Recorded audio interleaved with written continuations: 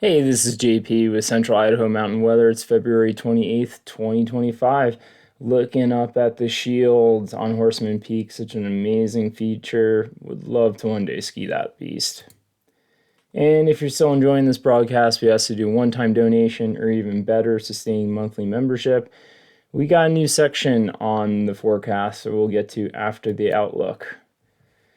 All right, weekend outlook. It's looking like sunny skies basically until Sunday when we have increasing clouds with an incoming upper level trough.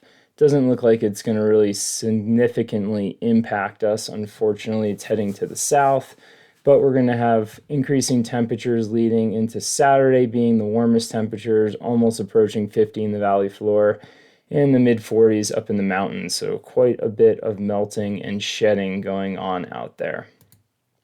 All right, now for our new section. Looks like it kind of got cut off a little bit. So I'm just gonna be giving you a breakdown on what's going on in the backcountry right now as far as snow conditions. Kind of cringe a little bit doing this as a mountain guide. Feels like letting out secrets of snow conditions, but I feel like I want to share it with y'all, especially since I think we're going to be entering a corn cycle here and probably have a corn cycle right now.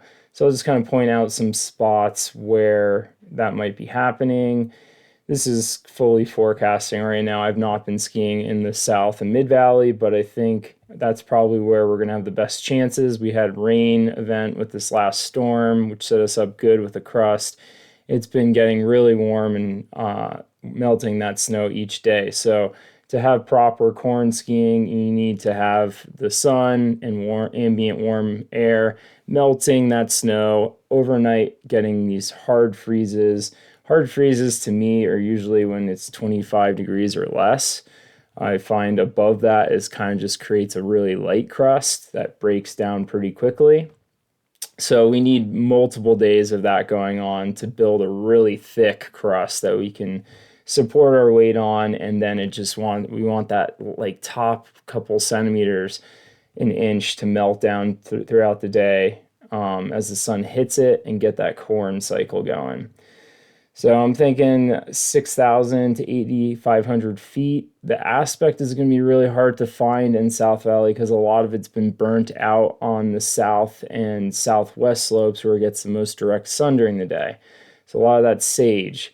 So you might kind of have to go into the upper reaches of those elevation bands to find it on south and southwest. But I do think the margins of southeast and west are good spots to look for corn. So you can harvest that first thing in the morning or a post work run potentially on the west northwest aspects.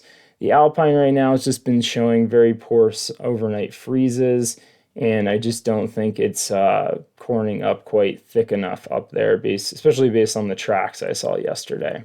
So things to look out for when you're corn skiing is sinking into your ankles when you're on skis. That means that crust is breaking down and it can be potentially become dangerous with wet loose activity or wet avalanches.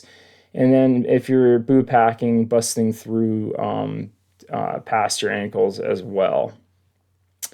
Wet snow, and then also look for wet snow below the superficial crust. So superficial crust is just a really thin crust. If there's water below that, that water hasn't froze, and that could still be working its way down to a weak layer. So those are things to keep an eye on, and avoid being under rock bands in direct sun and heat because those absorb heat a lot more, darker objects, and that's where wet looses will start kicking off. For more information on that, go to the sawtoothavalanche.com and they'll get you up to speed with current conditions as far as avalanches go. And just climb early and get out of the mountains before they shed is kind of my guidelines for that. All right, let me know how you think of that little new section there. Looking around at mountain temperatures, we are chilly in most of the valley floors. We are fully inverted. That's another reason why I think it's better for corn skiing down in lower elevation, because Looking at the mountaintops, like at Baldy and what's that, Dollarhide, we're well above freezing. Titus Peak is barely freezing, so probably has a light crust that'll break down fairly quickly as that sun comes out and the temperatures rise even more. Looking at the satellite reel this morning, we got a closed low to our south. That's not really going to affect us at all.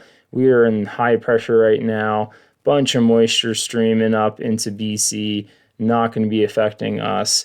And another low kind of helping churn that up there in the Gulf of Alaska.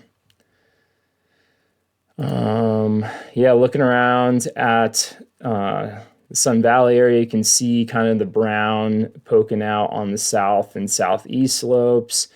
So just kind of another way you can kind of get an eye on things is looking at cameras. This is looking at Hyman temperatures, not to beat a dead horse into the ground or whatever that saying is. But it's pretty good freeze this morning, getting down to 21 and 54 yesterday. So that's kind of what you want to look for. Really hot days during the day, melting that snow, and then really hard freezes at nighttime. And then looking ahead at snow, because I have not given up on winter yet, and it certainly hasn't on us. It looks like we have a slight risk for the 8th to the 13th. So they're saying we got a chance that it's going to snow again. Let's look at the GFS ensemble here. We'll just play back to what we currently got going on here. So you can see we're in this big upper level ridge here. That low, closed low, shoots out. Another trough comes in on Sunday, Monday. That's going to start introducing some clouds into the forecast on Sunday. Could be kind of hit or miss with that timing. I don't know if you'll get an early morning corn cycle there, Sam, on Sunday, or if it'll be too cloudy. That'll be a better Saturday night forecast. And then we got a little ridge coming in on Wednesday area, and then some just like basically next week we're gonna have some like small troughs making its way through and maybe not producing too much snow, just more so cloud cover, which is not great for the corn cycle. And keep pumping this through here until the 9th and 10th. You can see this big upper level trough making its way overhead, and that's what they're calling for that snowfall to really amplify over our head. So we'll keep a lookout on that. That's a pretty far future forecast, but it's showing up on the MBM models. This is for Galena Summit. You can start to see the increase in SWE, not really much until that point. And then looking at Titus, kind of the same thing. This thing is going to hit us Monday, is going to barely produce anything. And then just like a couple trace to an inch until really that starts affecting us the 8th or 9th of March. And we could start piling up some snow. So we'll keep an eye on that. Until then, we'll just be looking for corn. And for the powder hounds out there, there's still cold snow. You just got to stay on the north-facing stuff and go high. And still have that lingering, persistent slab problem out there.